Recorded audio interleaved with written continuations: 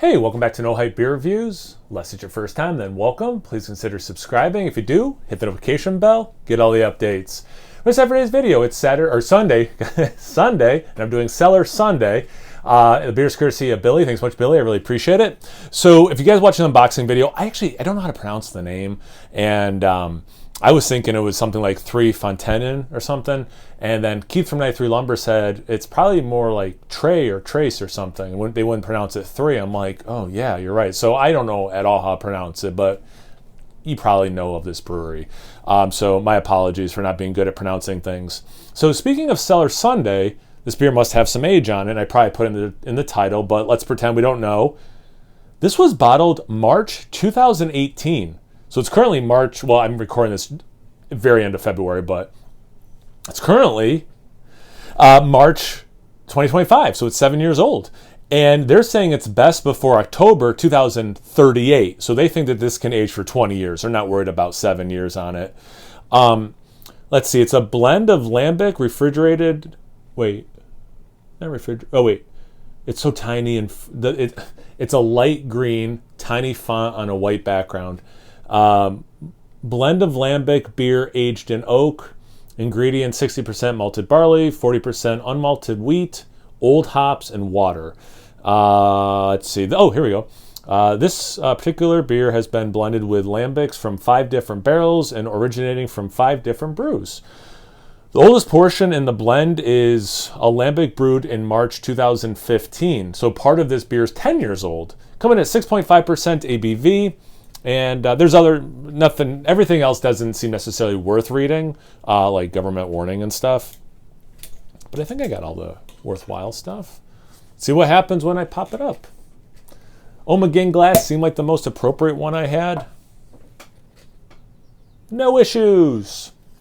This also might be the first, or no, I think I did a non-ABV Heineken. I was gonna say this might be the first green bottle I've reviewed on the channel.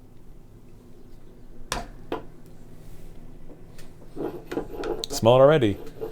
So, I should say this. I typically like this style, but it's one of those ones where I don't drink it a lot though, which means I don't review them a lot. So yeah, I'm really excited to do this. Thanks again, Billy. Great level of carbonation. What is that? Kind of a coppery orange yellow color? Can you say coppery yellow? It's kind of that. About 1.25 fingers of somewhat compact bubbles. It's not soapy or anything. It's definitely more compact than that. Bone white. It's pretty white. Yeah, beautiful looking beer. And again, the carbonation's awesome on this. Let's get into an aroma. So it has a little bit of that, just wild yeast kind of a thing. Yeast does a lot in these beers, in my opinion, and like it smells how I thought it would smell that way. I get a little bit of lemon peel, which is pretty typical for a beer like this. Some other fruity notes, maybe a little bit of red berry, a little bit of just like fruity esters. I want to say orchard fruit, but it's not super appley or peary, but just kind of generic orchard fruity esters. You can tell there's going to be a sour and tart thing to it. Slight citric acid. Like if you, it's not very minerally or vitamin-y, but like it makes me think of what sweet tarts would smell like if you took all the sugar out and just, I guess, left the citric acid, which I already said. Some cherries coming through. Probably that red berry thing I was saying before was probably just cherry. Yeah, smells awesome. Thanks again, Billy. Hope you're doing well. Cheers, everyone else.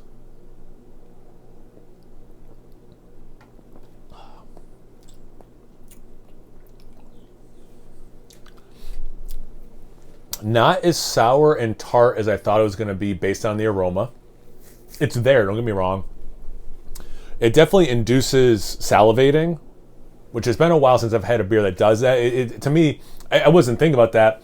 A beer like this, that happens. I don't think I'm the only one that would happen to, but I mean, like, very much making me salivate. little bit of that lemon thing comes through. It's very like light. I know it says it's weird to say very, and then the next word is light, but it's if you had a light white bread, not particularly crusty, not overly baked, like a light bake on it, because it's not doughy. The taste isn't doughy, but it's not overly toasty or something. Well, not toasty at all. So it's closer to bread than dough, but it's not like maybe you undercooked the bread. Like maybe that makes the most sense to say. You can taste the fermentation, which I like.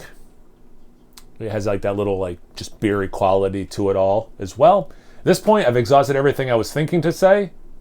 Let me take another sip.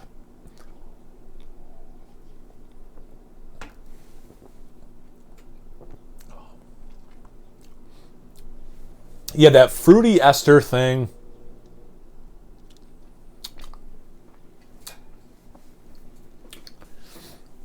You know what's interesting is in the taste, I kind of got to go back on what I changed in the aroma. It's a very faint,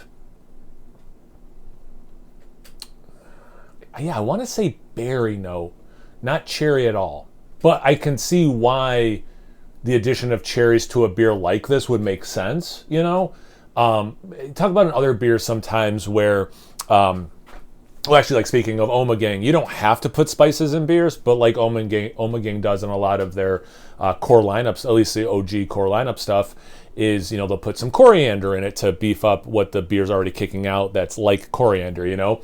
So not that this is a cherry tasting beer, but you can see how cherry would really complement the flavors that are there. It would add a little bit more solid fruitiness to a beer that is alluding to fruitiness, which is cool. Get another sip at this point.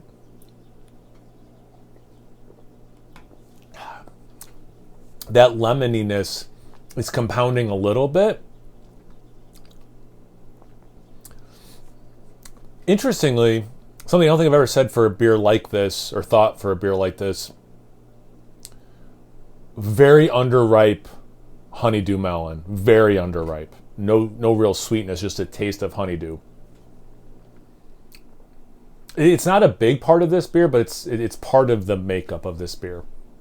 That, at least to me. Yeah, this is nice. Billy, I know you don't like this style. I don't think this beer would change your mind. That's one of the reasons he sent it to me, or the reason he sent it to me.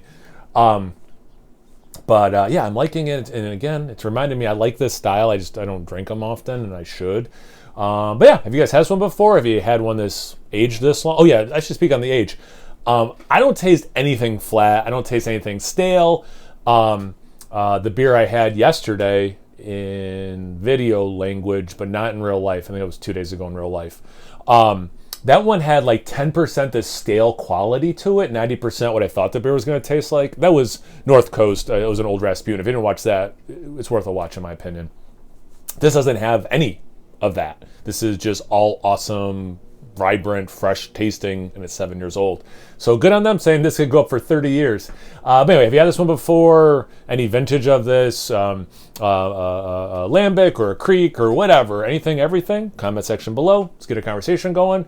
Once you're done doing that, make sure you check me out on Instagram and Untapped. It's No Hype Beer Reviews in both those places. So please like, comment, subscribe, and most importantly, imbibe. Cheers, everyone.